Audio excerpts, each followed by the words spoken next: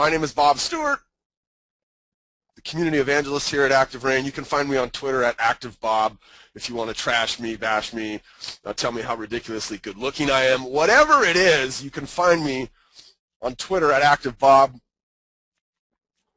The real star of today's show, though, is you guys and gals in the ActiveRain community, because crowdsourcing, again, thank you, Martin, for the good segue. Crowdsourcing is the concept of taking ideas from a bunch of different places and bringing them together to get better ideas. So, and we've always kind of done this at ActiveRain, but never quite as formally as we've begun to do. We will hold challenges or contests from time to time, and we will say, hey guys, give us some of your good ideas for X. And in this particular case, it happened to be print marketing. What are you doing with print marketing? What have you found that's worked?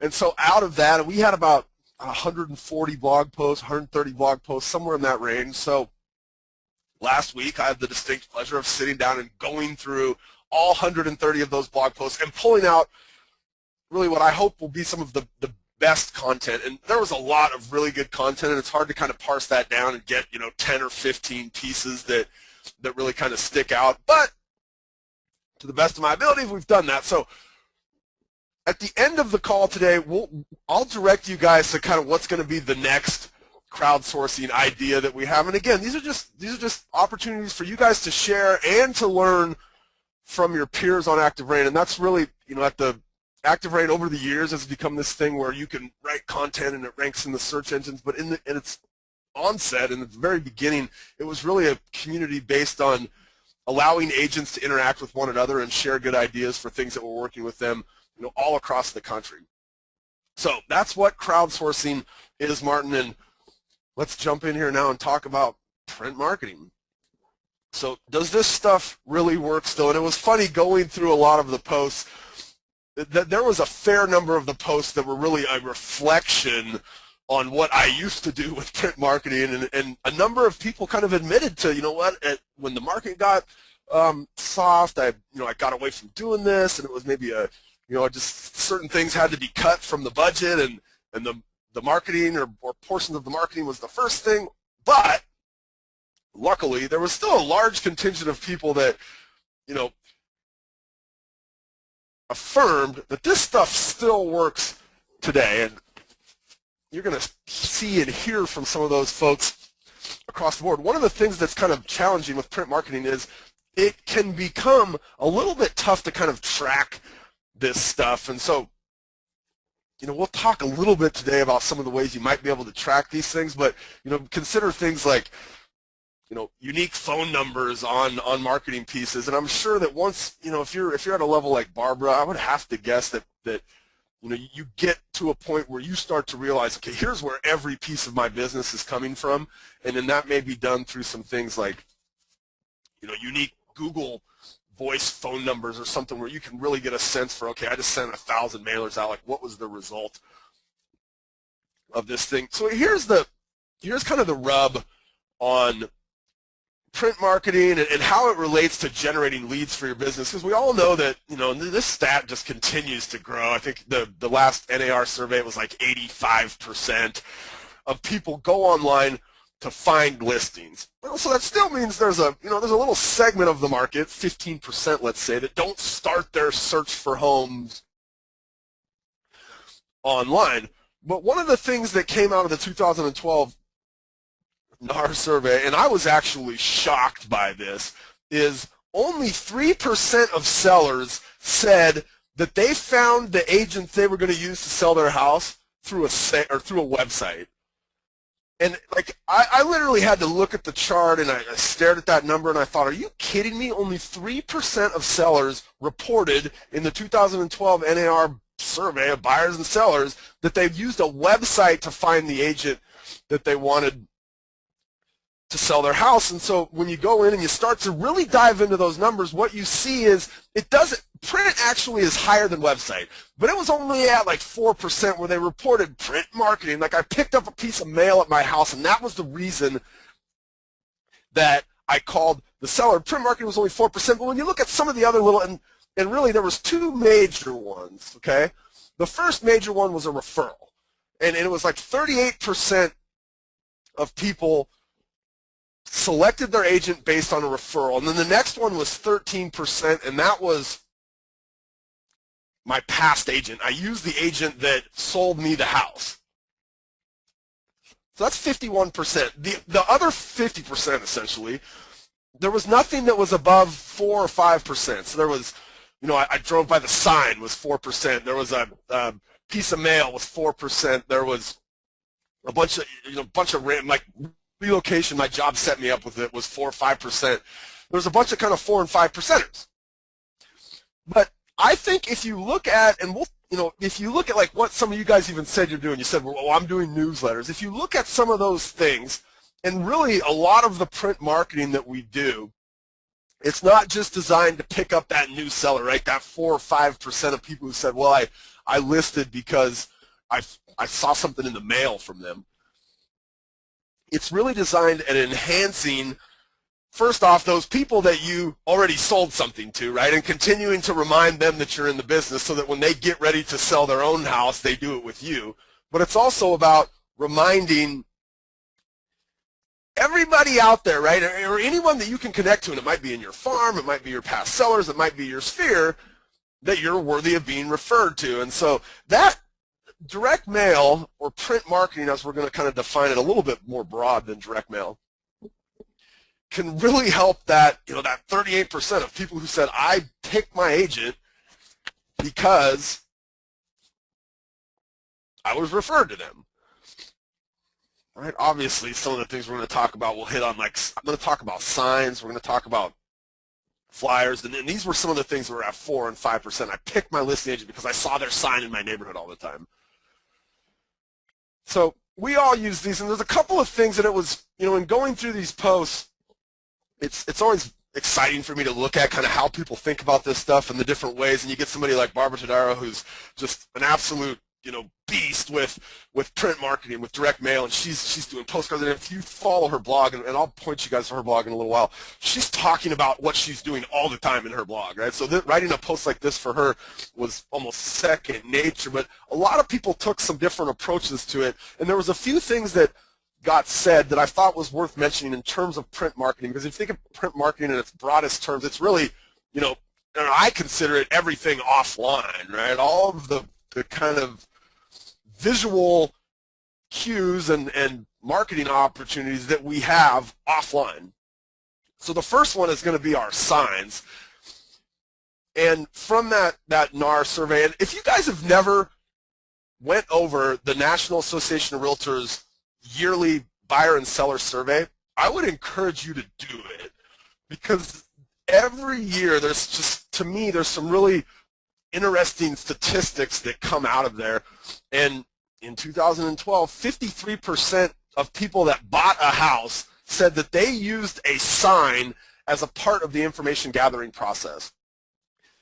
So signs are absolutely print marketing, but what happens with most of our signs is it's, the logo of our company and our name and our telephone number or something. It really becomes an opportunity for us to brand either ourselves or our brokerage.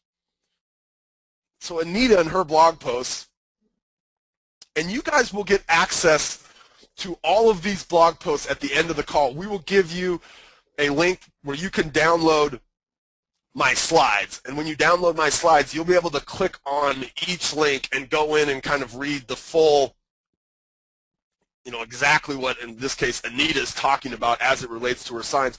But she talked about being very resistant to doing this with her sign. And you can see her sign here, right? It's essentially a billboard for the house. I think it's like corrugated plastic, but it is very much, a representation of the house. And what she says in her post is, this has absolutely led to people calling her to come in for listing appointments because they love the way that she is marketing the house, right? She's not out there marketing herself.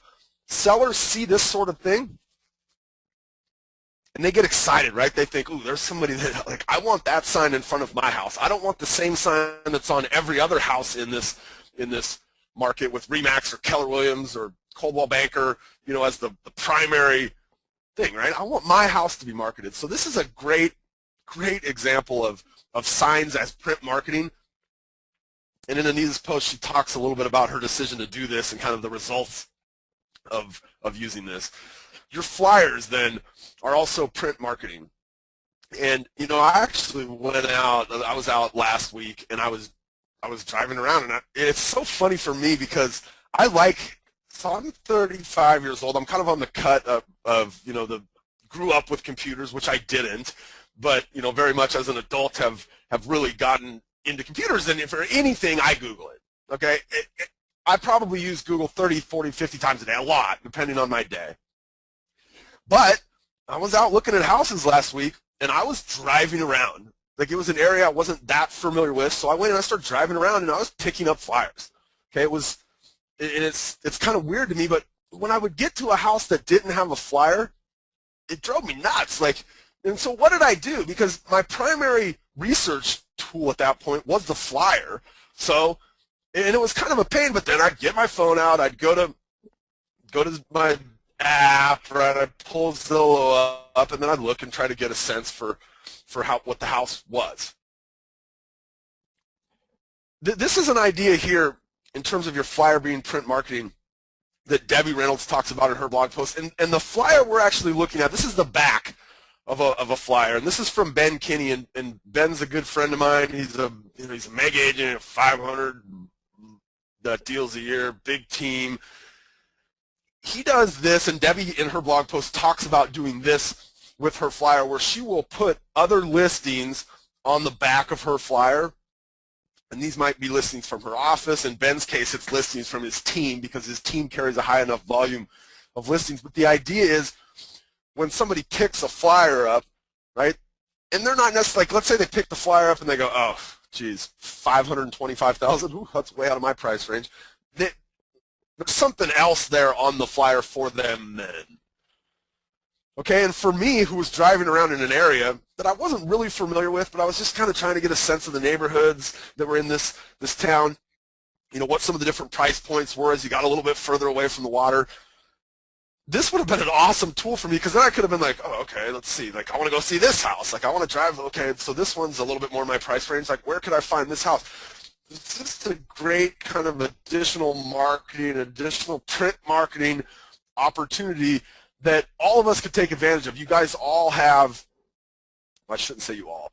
At some point this year, you will all have listings, and so to have these extra opportunities when somebody does drive by your listing and pick up that flyer to market other properties.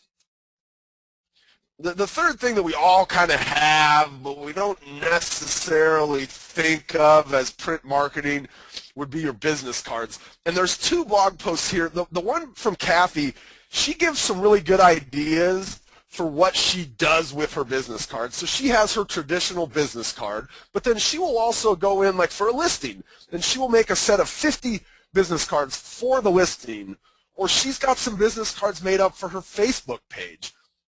And she's got a Facebook page set up for La Quinta, so it's like 365 things to do in La Quinta.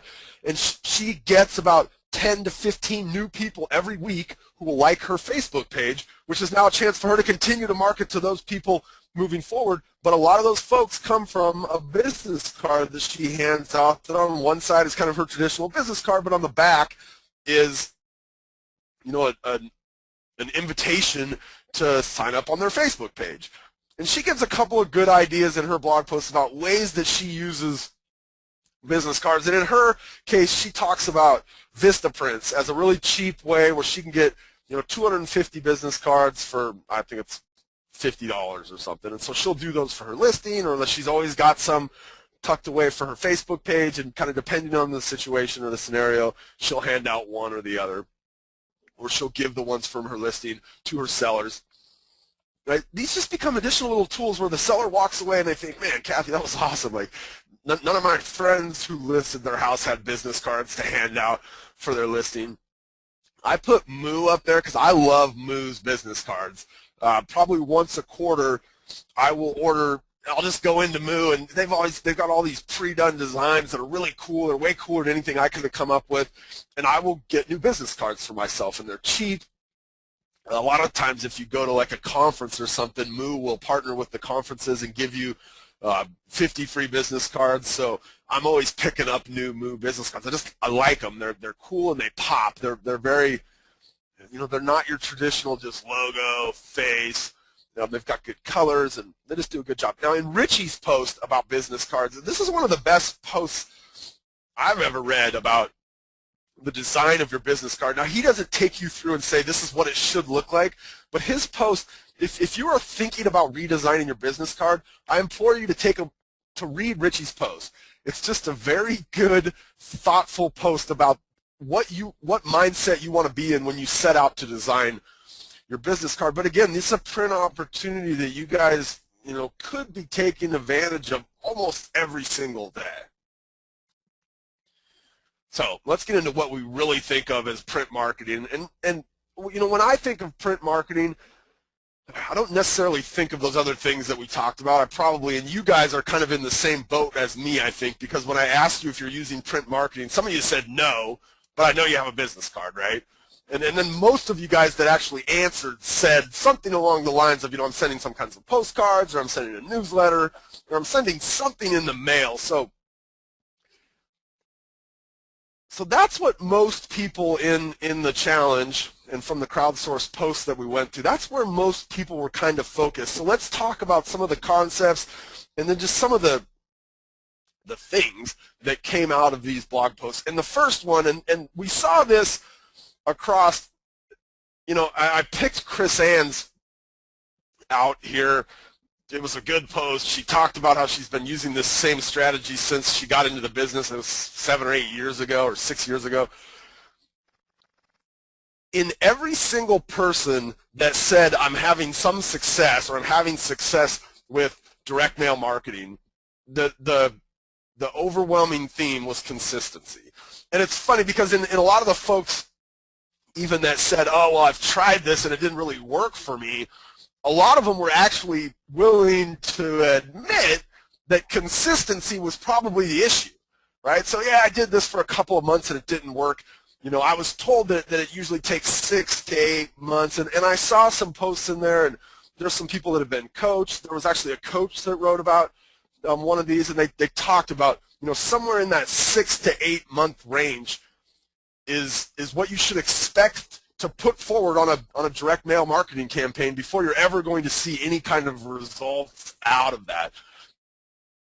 And if you look at somebody like Barbara, she's been doing this for years in her business, and she's now able to turn around and say, all of these campaigns that we run have some success, but the reason for that is it's been based on this level of consistency. And so in Chris Ann's post, she talks about 2 different strategies that she takes, and she talked about starting this when she very first got in the business, and one of the strategies was the idea of re-educating her sphere on who she was.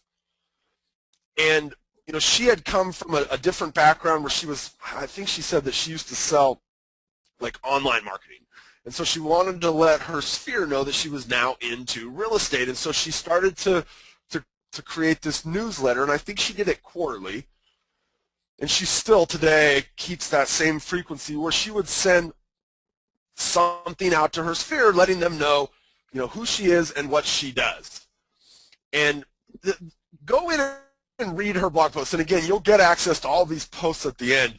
But if you've ever thought about doing a newsletter, I'd like you to read Chris Ann's, because she does a really good job in there, I think, of letting you know the things that are important. Like, she talks about repurposing some of her blog content and really giving the people that she's attempting to market to a sense for who she is. I think what happens with a lot of folks, and I get these in email form all the time, is you do your newsletter and you think, oh, well, it's just another thing I got to do, and so let me see, is there somewhere out there I can get a newsletter and it's got this kind of general information that's going to be good for somebody that's thinking about real estate? Or Chris Ann takes a completely different approach. She builds her newsletter, and I think there's again, throughout a lot of this a lot of these blog posts from the newsletter perspective, it became a lot about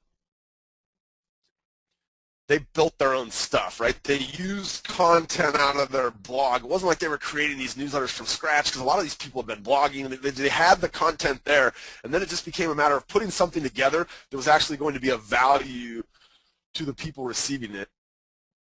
Diane's post, she does a really good, she talks about this concept of fertilizing the garden, and she says for 12 years, she's been in the business for 12 years, every single month, and she does hers monthly, she sent a newsletter, and she's kind of gotten it down to a formula where 7 months out of the year, she does this newsletter where, again, it's based on her blog post. She kind of has a theme through there, tips from the garden or something like that, where, you know, she likes to garden, and so she gives the people that receive her newsletter a gardening tip. And then she's got a couple of other things. In her post, she talks about each of the elements that she puts into her newsletter. In November of every year, and she's done this for 12 years, her newsletter is a giving thanks sort of newsletter, right? Thanksgiving's coming around, and she's designed her newsletter around the idea of what she's thankful for. But it's not hard for her to create her newsletter every month, because she's been doing it for 12 years, but she's always kind of thinking, especially in her blog, like what content that I've written in the last month would be good for next month's newsletter.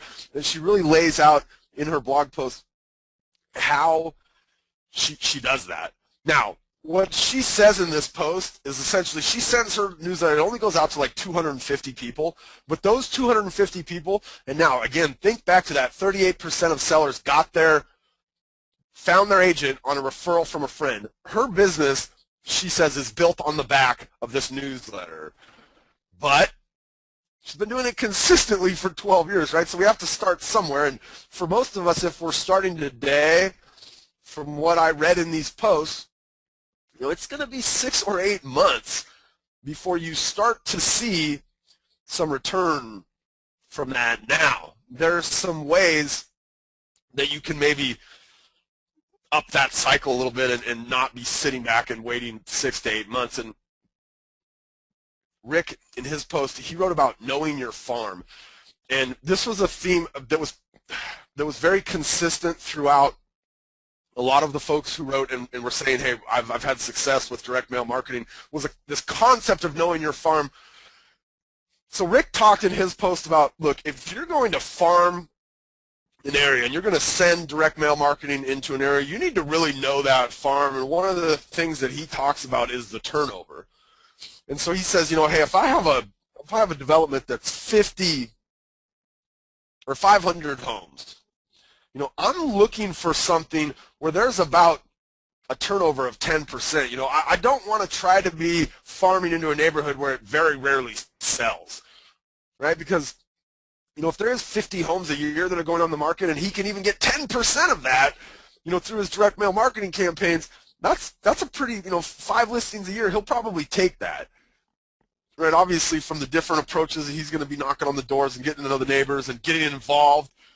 And this was actually on a post from Pat Kennedy. She talked about when she first started to farm, one of the things, and she hadn't done it for years in her business, one of the things that she made a really conscious effort to do was to get involved, right? So if that meant, you know, get on the homeowners association of the area that she was trying to farm. And a lot of this starts in our own neighborhoods, right? I mean, this is the area that you guys know best. She talked about she recently got a dog, and so now she's out walking her dog and meeting the neighbors, and it becomes a very non-threatening kind of a way to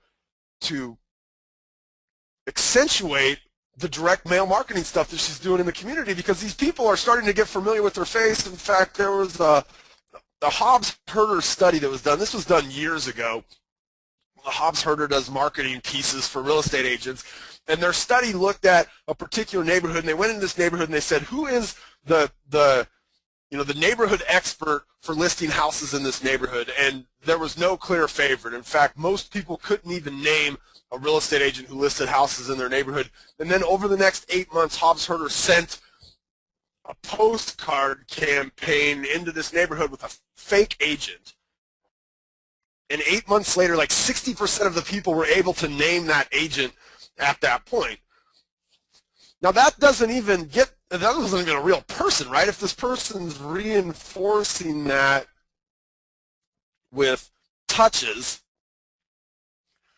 then there's a chance to really make your direct mail marketing or your print marketing campaigns kind of come to life. And Brad Korn, for all of the posts, and there were some really good ones, but for all of the posts in the challenge, Brad's was probably the longest, but it might have had the most value, I think. So if you're somebody that's already doing this stuff or you're thinking about doing this, I would I can't stress enough how much you should read Brad's post. And he talks about using this idea of combining touches with my print marketing. And he talks about it in terms of getting out in the neighborhood and also of making phone calls into his farm. And he's done this successfully in 2 different markets. So he's in Kansas City, Missouri. He's got another kind of neighborhood, I think it's across the bridge over in Kansas. But he talks about how he has dramatically increased his conversion rates. And his post is real. It talks about, if you get 1% response from a direct mail marketing campaign, you should be pretty happy with that. And so you start to think about that, okay, wow, I sent 500 mailers and I got 5 people to respond in some fashion. I should be happy with that. But then he talks about how combining it with this kind of high touch, and he does, it's a really good post, you guys. He talks about the different senses, and so how he's really trying to hit on their different senses. So sight, right? He wants them to be able to see and hold. Touch, he wants them to be able to hold the marketing piece. Sound, he wants them to hear his voice, right? He wants them to see him out in the community. There's, he makes a funny joke about, if there's a scratch and sniff direct mail marketing piece, his team will be the first one to send it, right? But he's really trying to hit on all of their senses, and just his post does a really good job of highlighting how important this can be, because think about right now in a lot of our communities, and I had the opportunity to interview Dave Liniger from Remax, the founder of Remax, was it last week, I think, and one of the things that he talked about in terms of opportunities for agents is getting out there and educating consumers, today's consumer, about the value of their homes. And a lot of people are wondering, am I still underwater? Like how much? And they're seeing this news that the market's recovering, but they don't necessarily know, like, what is my house doing? What is my neighborhood doing? And, if you're sending these direct mail marketing campaigns in, a follow-up phone call, and a lot of Brad's is based on this idea that he calls into his market and he talks about with, 500 homes, if I made 5 calls a day into my market, he said, I don't even expect to get 1 person on the phone each day, but after 10 months, I've been able to reach every single person in that market, and I've been able to talk to about 10% of them, which is about 50. And he talks about the idea that he has real conversations with these people. Okay, they've been getting his mailers, right? And he's not a foreign thing to them anymore, right? When he calls them, a lot of them will recognize his name. So this is a great way to kind of elevate your print marketing, is to think about it in combination with touch. And Brad's post, again, if you're doing this, I would implore you to read his post. I implore you to read them all, but again, that one was really long, but it was really good. Okay, so in Dory's post, and there's a few other posts that talked about this as well, she talks about a great place to drive them, or you need a website behind your print marketing. And so we had a broker, prior to launching ActiveRain, we had our own brokerage, and we did direct mail marketing. And we did a lot of it. And it's really funny for me to look back now because, this was 2006, 2007, this was years ago. But people still went to their mailbox, People still had the ability to go online after they went to their mailbox. We were awesome at generating leads online. We were probably the best brokerage in the Seattle area at that time. And in fact, 8 years later, our website still ranks, even though we haven't touched it in 8 years. But we did print mail marketing. And it never dawned on me until I read Dory's post. We never drove people back to our website. And to me, it wasn't necessarily an aha, it was more like what in the heck were we thinking? Because we had such a great website for lead conversion, and like our just listed postcards, they had no call to action on them. They were basically just, hey, look at this house. And I think a lot of just listed postcards become that. People think of them from the perspective of, well, I'm just trying to show them that I got something listed out here. I'm not necessarily trying to give them a call to action or try to get them to do something, and that might be the wrong approach. And Dory talks in her blog about how when she sends something out, there's always a path back to her website. Maybe it's to her blog. She's always trying to get them back to her site. One of the things that I never talk about this in our SEO class, and I'm going to start, but there's some belief out there that if people directly type your URL into their browser and access your site in that fashion, that can help your overall search engine presence. Okay? Google knows when people are directly going to sites, and that indicates to them there's a reason, there's something of value there.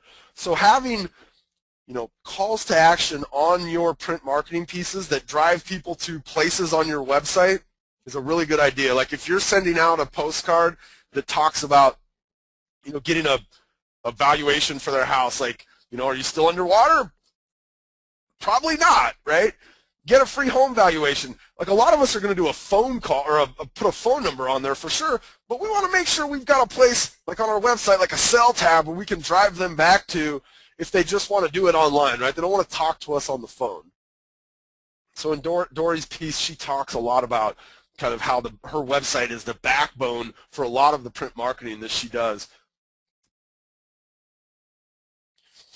Okay, now, so, I mentioned Barbara, and she's on the call, and I kind of get red in the cheeks when I realize there's somebody on the call who's, like I said, she's an expert in this. She's been doing it. She writes about it on her blog all the time. If you guys are not following Barbara's blog and you're thinking about doing print marketing, I would highly encourage you to check her blog out. Okay, in this particular piece, and there's a bunch of good stuff in hers. The part that I really kind of gravitated to was the idea of finding a niche or having a target market and not just sending out the stuff you're sending out to everybody and anybody who you think might be interested in it. Now with our newsletters, I would imagine that most of you guys, if you're doing like a real physical newsletter that's being mailed out, I would imagine most of you, that's a target market, right? It's going out to your sphere, it's maybe going out to your past clients. But when we start to think about things like, just listed and just sold postcards, or maybe we're sending out something about, get a free home valuation because property values are on the rise, or a lot of us are just going to maybe pick like an area and then just send it out. And what Barbara talks about is over the years, she's gotten very good at understanding that she can really segment who she sends things to get a much better response rate. And so in her post, she kind of gives a couple of ideas of some of the niches that it looks at, right? So if she's doing one for first-time home buyers, she might really niche out and find an area where it's renters and the rental rates are a little bit higher, right? So she realized these are people that can afford higher rents, they can probably afford first-time homes. Right? That's where her postcards for first-time homebuyers go. If she's marketing a listing that she has in like a 55 and over community, right? She's not just sending out her postcard to everybody in a half-a-mile radius of that community, right? She's targeting people over 55 within a mile radius or a 5-mile radius or whatever it is of that community, but she really niches down the lists of people that she's sending to, which allows her, and I don't know that she mentions this in here, but I mean it would kind of makes sense that it allows her to do this at a more economical price because she's not wasting dollars on a postcard that ends up in a 20-something's house that's trying to market a 55 and over community. Okay, so finding a niche, and I'm going to show you guys a couple of tools here in just a minute where you can get lists if you're doing direct mail marketing. And some of you guys have access to this like through your tax records. You can go in and pull this. Your MLS will allow you to like pull tax record data out and get owner information out of there. There was a few different kind of opportunities that were presented from some different people. And there was a few posts where people talked about this new, and it's relatively new anyway, in the last maybe 6 or 8 months, from the United States Postal Service called Every Door Direct Mail, where you can go in and you can get your mailing piece into a mail route, essentially. And I believe there's a little bit of ability to target this, but there's not too much. Okay, you're basically going, you can pick like a mail route. And so, I was looking around on this in the last couple of days, and it was anywhere from 12 to 16 cents a piece, right? And then you have to obviously provide the piece. But in terms of postage, it's a pretty good break on what normal postage is. And so this is something you can, if you were to go and Google USPS Every Door Direct Mail, you can get all sorts of information. And a couple of these blog posts that we have in here, the folks talk in there about some of the pricing and how they used it and how they're able to break out different geographic areas. So this is mainly going to be for like geographic targeting. So this would be something you could definitely use for like just listed or just sold postcards where you're trying to target, an area around that listing. If any of you guys use Market Leader Pro, and your full disclosure, Market Leader owns ActiveRain, but they have this feature in there where you can buy lists for direct mail marketing purposes. And there's a bunch of websites out there that do this, okay? There's one called Info USA, and be careful because I was poking around on their website and I got a call from them this morning, which I'm fine leaving my information. I like to talk to people and kind of get all the, the relevant data I can when I'm investigating something like this. But you can buy lists and segment them on some crazy criteria. And so there's these companies out there like Info USA that their whole business is built around mailing lists and what kind of data and information they can learn about the person who lives at that home. And so you can buy these lists based on like area, and so you can do it, based on like radiuses of a certain address. You can do them based on income. You can target, like if I just wanted to send something to renters, you can do it based on length of residence. So if you wanted to look at a particular, you wanted to market to a particular area, but you were only, you knew the turnover in there was the average was every 7 or 8 years people move. So you might be looking for just the folks within a certain radius of this address that have been in their home for over 5 years, right? Estimated home values. You can do it based on their age, their lifestyle data. There's some really crazy lifestyle data stuff in there. And I was wondering, how did they get this information? And they get it based on like magazine subscriptions and, obviously all these different databases where people fill out information or they take surveys, right? They've got some really kind of advanced functionality that they use inside of these programs that allow you to just sort down and buy lists. And if we think about Barbara's niches, right? She's going to want to have lists for mailing that are based on, the things that she's trying to target with her message.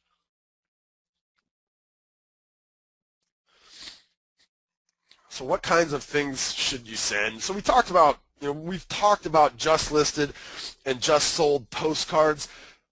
Again, so Beth's post talks about these, but she talks about it in terms of this is not the only thing she does into an area, right? This is a part of a more broad approach that she takes with farming. And so, it might be that once a quarter she's sending in something to her farm that's based on, something we're going to talk about in a little bit, like market statistics. Once a quarter, she's sending in a newsletter into her farm. And then every opportunity she gets, she's sending in just listed and just sold postcards. Okay? But think about your messaging on these postcards, because again, we were horrible at this, right? It was just listed, and that was it, right? There was no call to action. Like the back of this postcard should absolutely say something like, get notified every time a new listing hits the market in Seattle, BrioRealty.com, right? See what your home might sell for, BrioRealty.com/sell, right? Get a flyer for this property texted to you. Text 213-859. Text flyer to 213-859. Get a free home valuation, right? Like, having calls to action on your just listed and just sold postcards, like you want to have that there. This It's a branding opportunity, right? I just listed this house a week ago. A lot of our markets are really hot, right? To be able to send a postcard in a week later and say, just sold, 102% of asking price. See what your home's worth and if we can get it sold for that.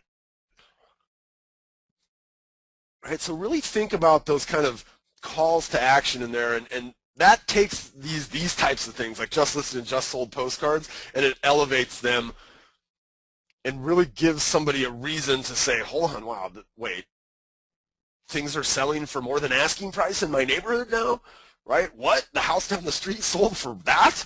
Like, I thought we were still underwater, right? That's where these kinds of things start to make an impact. But as Beth's post talks about, this is not all she does in that area. Again, some of the potential calls to action, I'm sure you guys have some that hopefully you're using.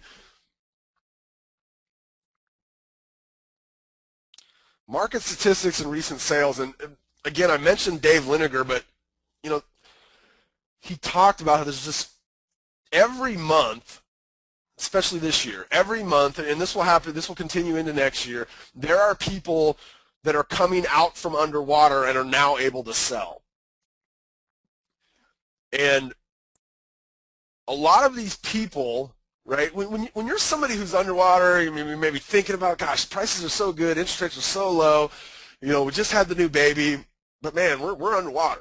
Like, a lot of those people aren't going out and seeking the information that tells them their house is no longer underwater. They're just hunkered down, right? They're just hunkered down at home. They're going to work every day. They're picking the mail up every day. You know, they're fixing dinner. They're getting the kids ready for school, ready for bed, right? They're not out seeking out this information. They're not going online to find this information. You have a unique opportunity, you know, the rest of this year into next year, as a lot of people, as you know, hundreds of thousands, millions of homeowners across the country come above water, to really let them know what's going on. And a lot of you guys are blogging about this stuff, right? You're doing market statistic blog posts. Like, these are perfect fodder for mailers. Recent sales in a neighborhood, this is perfect fodder. See, like the just listed, just sold stuff, you kind of have to have a listing, right? Maybe you could get away with going to your broker after some other agent in the office sells a listing and saying, hey, I'd like to do a just sold postcard since the broker actually owns the listing. You know, can you check, you know, is it okay if I check with Jenny and see if she's fine with that happening?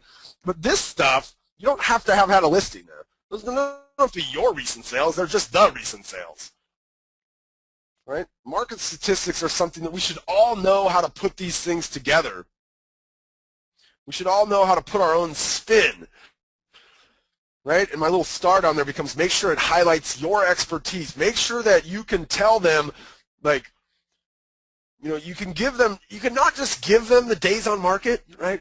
The average days on market is 35 days in this neighborhood, right? Tell them why that matters. Like, the average days on market is 35 days, which is crazy because a year ago the average was 160 days, and so this means we got a month's worth of inventory, which means stuff's flying off the shelves, which means, you know, people are getting asking price and sometimes above. Like, put your expertise into there. That's what's going to get somebody to pick the phone up, right? Because the average consumer, they don't know what median sold price means. Like, I don't even know what median sold price means. They don't know what, you know, they know what days on market means. They don't know why 35 is better or worse than 160. Right? So you have to infuse some of your expertise and experience into this. Like, recent sales, think about that. Think about what a postcard with recent sales would look like. Here's what it would look like for 95% of the people out there. It would just be a postcard. It would have like a little chart on it, and it would say, you know, just have a list of the address, the price per square foot, and that would be it. Right? Think about going in there and taking one of those listings that sold and writing about why it sold. Right? You notice listing number 3 sold for 105% of asking price. The reason is, you know, to start off with, it was priced competitively. It was priced right where it should have been priced. Right? That drove additional interest, which drove the price up a little bit. It was also staged beautifully. Right? I mean, right? So put some context around these things for the people that might be receiving them. So Andrea, I haven't talked at all about the newspaper, right? The newspaper's dead. Well, it's for the most part, sure. And nobody on here said, when I asked earlier, are you doing print marketing? Nobody said, yes, I'm doing the newspaper. Well, Andrea still does the newspaper, right? She's in this little town. They got a newspaper. And she said for the longest time she had a really hard time trying to figure out, like, she'd have a listing, put it in the newspaper, right? That's what their sellers expect in that market, so she still does it. She had the hardest time trying to figure out, so they give you, 150 characters, and she kept thinking, I can't get enough information in here about this thing in 150 characters. Like, this is a useless ad, really. And so she came up with this idea of doing text to lead, where she's got a service that allows her to have a text number that she can give out, and when somebody texts that number, it sends a flyer for the property. So now in her little newspaper ad, she runs that text for flyer portion. So would you like a full flyer for this house? Text flyer to 213-897. So what is she doing? She's getting them more information than you could on a typical postcard, than you could on a typical newspaper, small little newspaper ad, maybe even than you could on, a typical flyer, right? So you've got a virtual tour, right?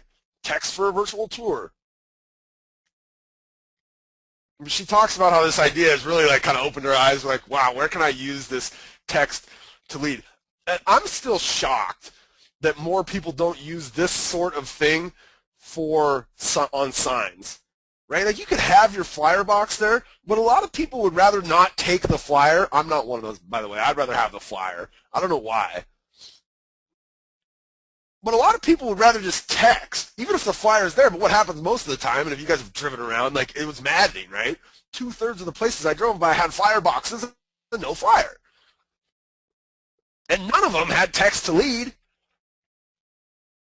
Right? None of them had the ability for me, a consumer interested in this area, to text them and say, give me information about this house, and I was 100% willing to trade my phone number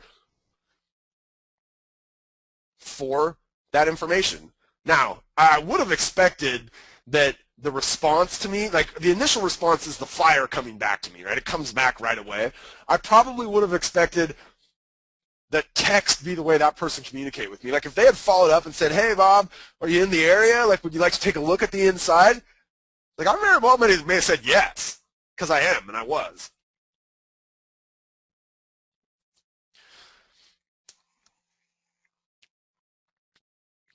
Clear call to action. So Mark talks in his about, they do these campaigns, and he's another one of these guys that was consistency, right? And he had a coach at the time that he started doing these, and he was into his 4th or 5th month, and he was ready to throw in the towel. He hadn't had one response yet from any of his direct mail stuff, and in his 5th month, he got one response, and he was still at the point where he wanted to throw in the towel. In his 6th month, he got 6 responses. And his call to action was a free home valuation. But if you go in and read his post, I love, and his kind of relates to that high touch, right? So in his 6th month, he gets 6 responses. 6 people who go to his website, because he's got his clear call to action, his clear pathway back to his website, go to his website and request this free home valuation. So what could he have done at that point? And really, this is probably what most people would have done. He could have put one of those together. He got his cloud CMA program, or through his MLS, he's got a CMA, where he puts the CMA together and he emails it out to him, right? We don't want to get outside of our comfort zone. That's not what Mark did, because he realized these are 6, like, I have to get in front of these 6 people, right? I've spent all this money over 6 months. It's starting to pay off now in month 6. Right? Obviously in months 7, 8, 9, 30, there's going to be additional payoff. But he realized, like, for him, it was make or break, I think. Right? He needed to get some dollars, some commission out of these mailers he'd been sending. But yeah, so now he had 6 people that were interested. So he didn't just sit back, right? He created a really nice CMA, and he took it to their house. And in his post, he talks about, I think he was able to get in front of like 3 or 4 of those people, right, where they actually answered the door, and he was able to present the CMA to them in person, right, and he had them all binded, and they were nice and professionally done. And he was able to get a couple listings out of that. So, you know, he more than paid for the you know, and I hate to be this guy who's like, you know, you just get one listing, it's going to pay for this stuff. That shouldn't be the goal, right? I mean, the goal should be to have a high ROI, not just a break-even ROI. But he talked about, he knew that once he had an opportunity, he needed to take full advantage of it. So he had that call to action. There was a long time that it took to get people to actually respond, but once they did, he knew he had to treat these responses, you know, better than he would just a general internet inquiry. Right? This is somebody that had been getting his stuff for 6 months. Right? They were familiar with who he was. It wasn't going to be a shock if he showed up at their door. A couple of other things that you could send that are just kind of, I don't know, maybe they're side notes a little bit, but I thought they were good ideas. In Judy's post, she talks about writing targeted letters to potential sellers, and this is a little bit different from our next one where I'm talking about sending information about a potential buyer to prospective sellers. In Judy's case, so she's in Idabel, Oklahoma. It's not a huge sprawling metropolis by any means. She's very familiar with her market, okay? And she talks in there about writing personalized letters to sellers who she thinks might be on the verge of selling. So she talked about, like, they got a lot of vacation homes there, and she would notice in the summer times that there were certain vacation homes that used to get used a lot, but rarely got used anymore. Those would be the types of homes where she would do a personal letter, and she would talk about, you know, gosh, she loves this area, and she used to remember seeing them come down in vacation, you know, 4 or 5 times in the summer, and she's been noticing over the last 2 years that they rarely vacation there anymore, and she was wondering if, you know, they would be interested in learning what the value on this property is.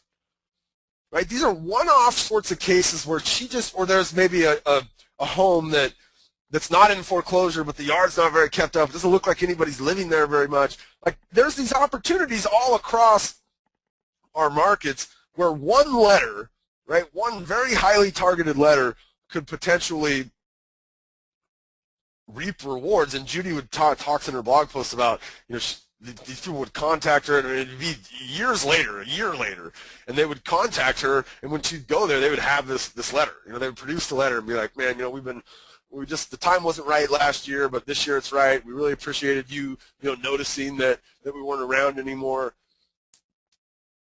Joan talks, and I love this. I actually wrote a blog post about this not too long ago, sending information about a potential buyer to homeowners where the home matches what your buyer needs. In a lot of our markets right now, inventory is very tight. I'm in Seattle. Like, it's ridiculously tight in Seattle, and we're getting back to that point where when places go on the market, there's a lot of offers. And this was the same thing that we had, you know, in 2006, 7, 5, 4. We had a really, really hot market. And I have this story. I have a friend who was drafted in the NBA, and he was looking for a very particular piece of property along Lake Washington, and his real estate agent, there just wasn't anything there. There was, you know, there's only about 40 or 50 houses along this portion of the lake where Luke wanted to live. And so what Tom did is he just created a letter. And, you know, he had an MBA guy, right? So he was able to say in there, hey, you know, I represent a client who recently has signed with a professional sports team here in Seattle, and he's highly interested in living, you know, on Lake Washington between 45th and 135th. And you know, your house, even though what we realize is not on the market, matches the criteria that he's looking for in a home. You know, if you haven't previously thought about selling, would you guys potentially think about selling your house, or are you interested? And he sold Luke. Somebody came forward. He sold the house that way, and he actually got 2 other people who were interested in selling that Luke didn't buy the house. Tom ended up listing the house. He got 3 listings out of that. Now, you have to have a seller, right? You got people that, you have to be able to produce somebody. If somebody contacts you and says, yeah, I'd like to sell, Now, you have to be able to bring somebody over to look at the house, right? I've heard of agents doing this now when the market's really tight and just kind of throwing these letters out there every which way. Right? But again, this would be something where you got a targeted list, right? You know, there's a certain area that somebody wants to be in. The Info USA is one of the places that I mentioned earlier. I think it's like 12 to 16 cents an address for you to be able to buy. So you think about that, you know, 1,000 addresses you get for $160. For like 20 to 23 cents, somewhere in there, you can actually get addresses, phone numbers, and a bunch of other crazy data about the people that live in these houses for like 23 cents a listing. So for what, $230 for 1,000 houses, you could get address, phone number, age, income, like all sorts of crazy data about the people that you might potentially be looking to target. Okay, so that's it for today's print marketing. I got like 2 minutes left. I ran a little bit long. Our next crowdsourced webinar is going to be on, oh no, wait. No, I'm sorry. It will not be user-generated beer. Our next one is going to be on open houses. And, you know, there's some of you guys are probably thinking, oh, yeah, right, I would never do an open house. Well, we're going to find the people that do like to do open houses, and we're going to have them share with us the things they do to make their open house successful, from both the perspective of how do I market it to get a bunch of people there, and also from the perspective of once people show up, what am I doing at the open house that leads to, you know, getting people's information, that leads to additional buyers for my business. You know, we all know that open houses don't sell houses, but maybe somebody will have an idea about how you can generate a little bit more, you know, hype around the idea of actually selling the house. So Carrie right now in the chat area is going to send you guys out a link to that crowdsourced blog post about open houses. Okay, she's sending that link out right now. You guys will see this. We'll have it featured on the homepage of ActiveRain. We'll send it out in a mailer. It'll be on the ActiveRain University because it'll be a webinar coming up. But we'd love if you have ideas about open houses, and, you know, we give away points for these when you guys write about these and all that fun stuff. But the idea is to everybody get in here, share some good information, and then me to, you know, to read through your 150 blog posts and pull out some of the really good nuggets that we can use to have more successful open houses. Okay, whew, it's 11 o'clock. It's the top of the hour, so I normally save 5 or 8 minutes here at the end. So here's the deal. With Carrie's also right now going to send you guys the links, or the link for the slides from this deck. It's on slideshare.com. You can go in there. You don't even have to download it. You can just go from the slides and you can just click through them. If there's one that you wanted to read a little bit more about, you can click on the links in there. You can absolutely download the slides if you wanted, but you'll still be able to click the links. Hey, Bob, I know that we ran a little late today, but why don't we have people come to our Facebook page, and you and I can peruse that all day and answer questions that way, too. Okay. Okay, so here's the deal. Facebook.com/ActiveRain. If you guys have a question, I'm sorry, I ran long. This is the first time I've ever done that particular webinar, so I should have timed myself a little bit better. But you know me, if you've listened to us long enough, I like to hear myself talk. So come to the Facebook page. If you want to leave a question or a comment, do that here, and Carrie and I will get in there and answer those questions throughout the day. And maybe we can highlight one of your guys' ideas in our next crowdsourced webinar. On behalf of Carrie and Michelle, who's always behind the scenes, we'll have these recordings out to you guys before too long. My name is Bob Stewart for ActiveRain University. Have a fantastic finish to your week and a great weekend in real estate. Bye-bye, everybody.